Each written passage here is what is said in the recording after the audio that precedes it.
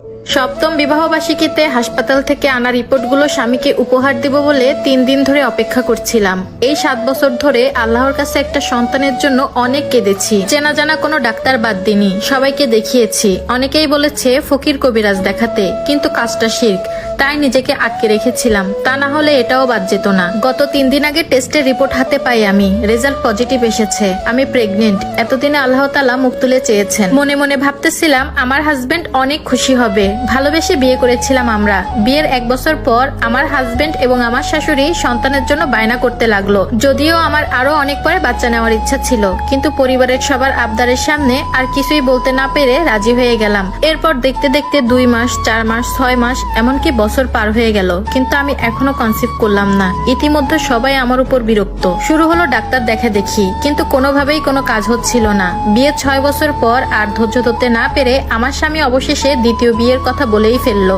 অবশ্য আমার শাশুড়ি এই ব্যাপার নিয়ে তার ছেলেকে অনেক আগেই বলেছিলেন। নেহাত আমরা 2 জন ভালোবেসে বিয়ে করেছিলাম বলে এই এত বছর আমার স্বামী মুখ বুজেছিলেন, কিন্তু 6 বছর পর যখন দেখলো আমার আর কোনো সন্তান হয় না, তখন আমার স্বামীর ধৈর্যের বাঁধ ভেঙে যায়। সে তখন বলে, তুমি এই বাড়িতেই থাকবে, কোনো অযত্ন হবে না, শুধু নতুন একজন সদস্য পরিবারে যুক্ত হবে। আমার স্বামীর জন্য এই কথাটা বলা সহজ হলেও আমার জন্য এই ব্যাপারটা মেনে নেওয়া অনেক কষ্টের ছিল। তখন আমি আমার স্বামীকে অনেক অনুরোধ করেছিলাম, হাতে পায়ে ধরেছিলাম আমার স্বামী যেন দ্বিতীয় বিয়ে না করে। আমাদের জীবনে যা ঘটেছে এতে আল্লাহর হাত ছাড়া আর কিছুই নেই। তিনি ইশারা না করলে কোনো কিছুই হবে না। এ কথা বলার পর আমার স্বামী আর কোনো কথা বলল না, সে থেমে গেল। অবশেষে সেই আনন্দের দিন চলে আসলো। আমি মোমবাতি আর ফুল দিয়ে পুরো রুম সাজিয়েছি, সেই প্রথম বিবাহবার্ষিকীতে যেমন সাজানো হয়েছিল। একটা কেকও অর্ডার করে এনেছিলাম। শুধু অপেক্ষা করছিলাম আমার স্বামী কখন বাসায় আসবে। রাত 12টার সময় কলিং বেল বেজে উঠলো। আমি দৌড়ে গিয়ে দরজা খুললাম। দরজার সামনে আমার শাশুড়ি, পেছনে আমার স্বামী, আর আধা ঘন্টা টানা বেনারসি শাড়ি পরে একটা মেয়ে বিয়ের সাজে দাঁড়িয়ে আছে।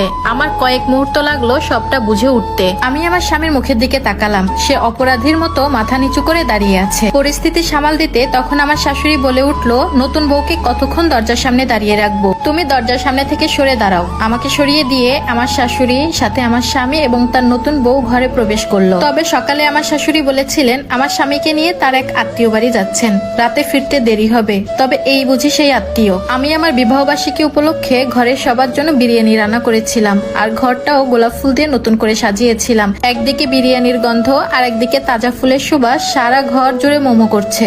এর কিছুক্ষণ পরে আমার শাশুড়ি তার ছেলের নতুন বউকে নিয়ে আমার বেডরুমে আসে। বেডরুমে এসে দেখে রুম সাজানো, এবং রুম সাজানো দেখে বলে উঠে, ভালো হয়েছে রুম সাজিয়েছো, না হলে এত রাতে অন্য কাউকে দিয়ে বাজার থেকে ফুল আনিয়ে তারপর রুম সাজানো লাগতো। আমি